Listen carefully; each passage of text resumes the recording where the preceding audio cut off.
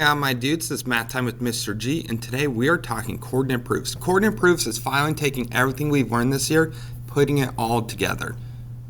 So, for example, they give us coordinates, and based off the coordinates, we can find the measures of everything. So, if this is 0, 0, and this is 3, we know that this is 3 long. We know that this is 1, 2, 3, 4 high. We could do our distance formula, figure out how long that is, and the same is true here. So it says write a proof that says SO bisects PSR. So PSR. So we want to say that it perfectly goes between these two angles. Well, if we can prove that these are the exact same triangles, which based off of coordinate plane, we know that this is 90 degrees.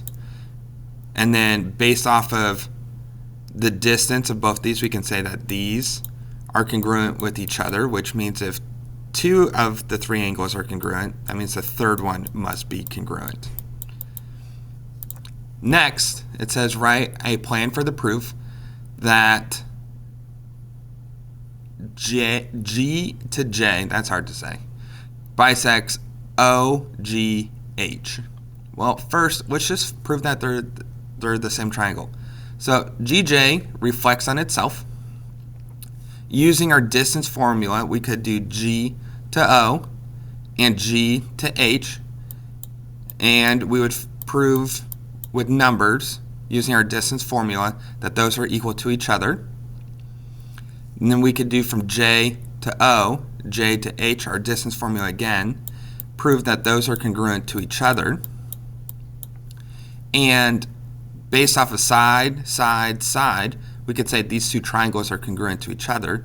And if they're congruent to each other, that means opposite angles are congruent to each other. And if two angles are congruent to each other with a line bisecting them, we can say that it is a bisector, making these the same triangle.